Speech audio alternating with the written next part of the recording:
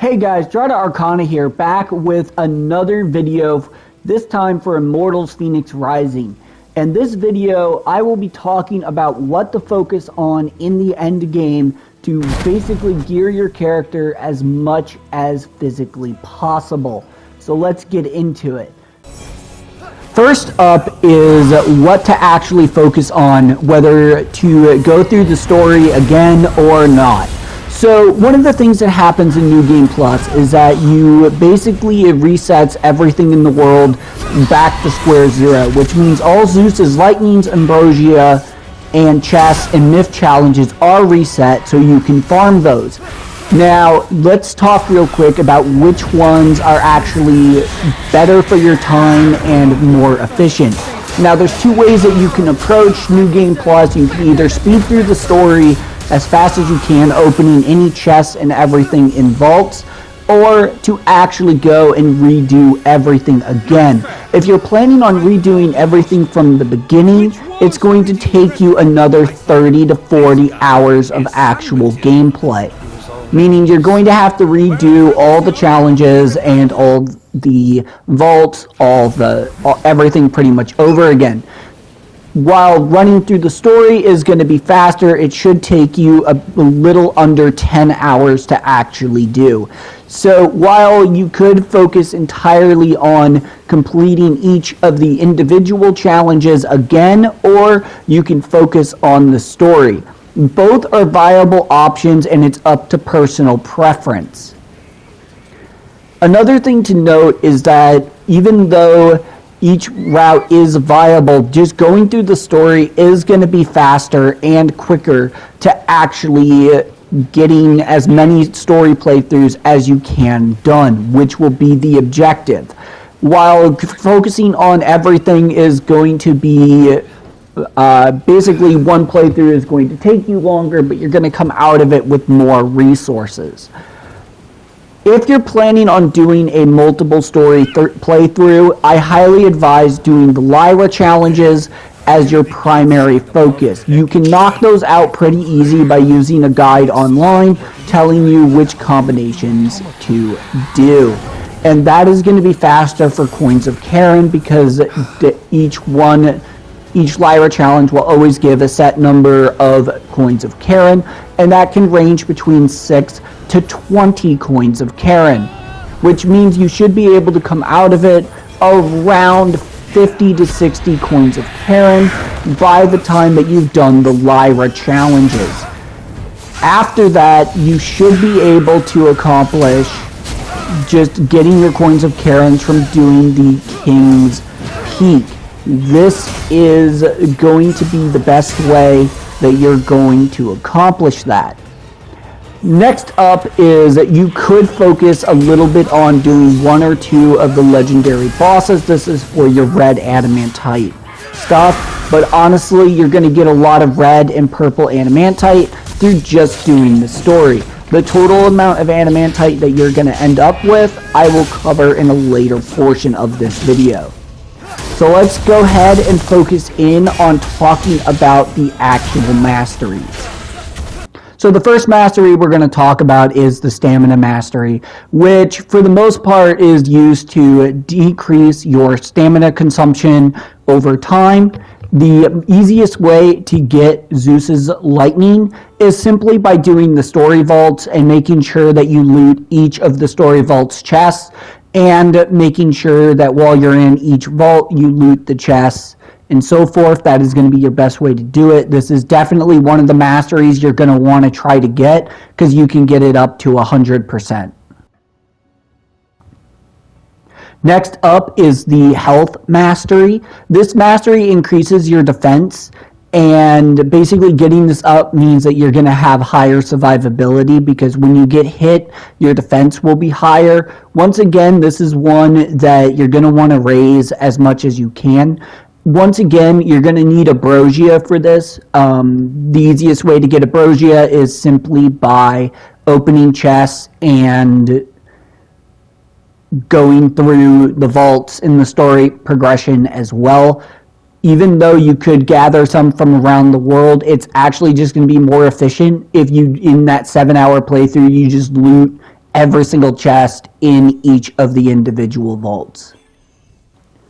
Next is your Godly Powers Mastery. So what this does is that it increases the amount of damage your Godly Powers do, and this uses up 8 coins of Karen for each mastery level. It will go up by about 3-ish% for a while, and then the percentage starts to decrease a little bit.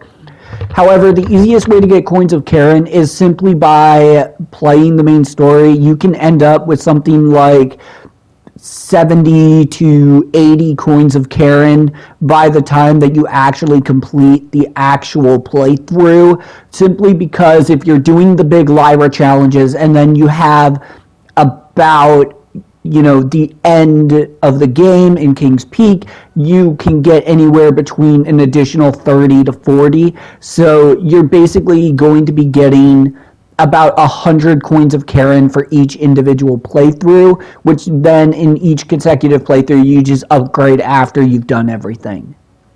So once again, that's going to be the easiest way to get the coins of Karen for your Godly Powers upgrade.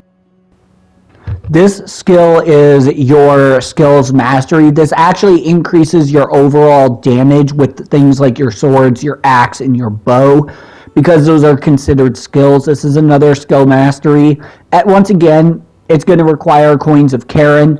You can get about 10 to something like 10 levels of both your Skills Mastery and your Godly Powers Mastery by the end of each consecutive playthrough. So basically, because you can get about 10 levels, so 5 for each, per playthrough in 7 hours, that's going to be slightly more efficient than if you had just tried to do every single myth challenge. Once again, you're going to get these by opening chests. So now we're going to look at the armors and helmets mastery. Basically, this is going to require purple adamantite shards to upgrade. When you're just doing the main story, as long as you loot each of the chests, you'll end up with something like 1,500 adamantite shards.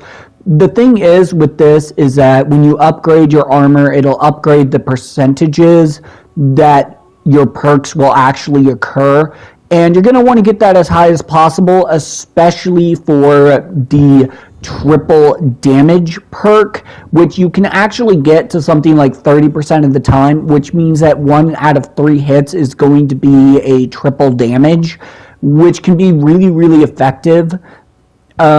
Basically, just make sure that you properly grind this out. The purple adamantite shards are going to come from chests and so forth. So because you're going to be looting epic chests in each of the individual vaults, you're pretty much going to stockpile most of this easily. When I did my speedrun playthrough, I came out with 2,000 purple adamantite starting at 200.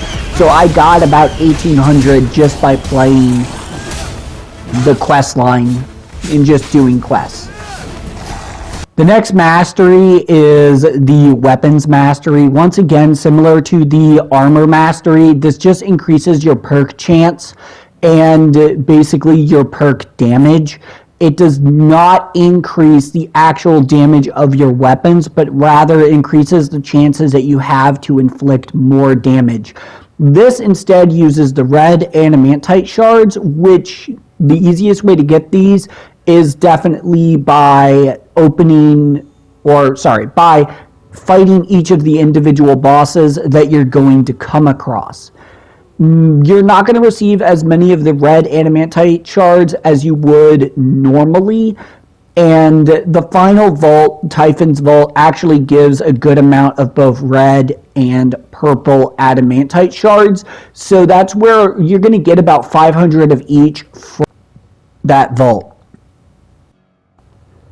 So the last thing we're going to cover is heroic tasks. Now, you can do these during each playthrough. You're going to complete a lot of them kind of automatically, and they do give decent resources, but I wouldn't try to overly focus on trying to complete these.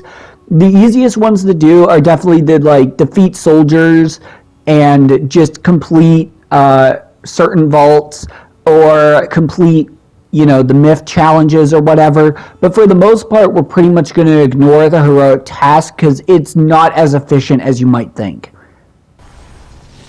So in closing, basically just playing through the story as many times as you can is going to get you probably the most amount of actual Adamantite shards as quick as possible, since you can do essentially 2 to 3 playthroughs in the time span of about 24 hours.